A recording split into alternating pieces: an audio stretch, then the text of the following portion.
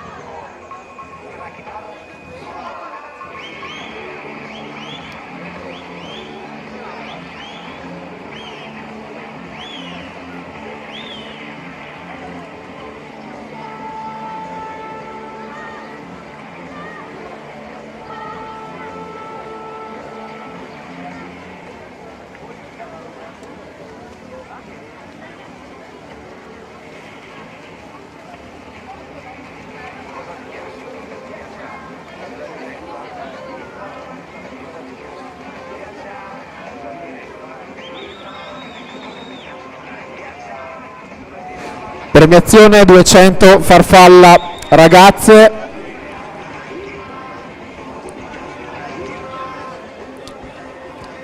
Consegna le medaglie Vincenzo De Sio, presidente Natatorio Treviso. Terza classificata medaglia di bronzo Andrea Tognon, Gabbiano 2:32 e 91.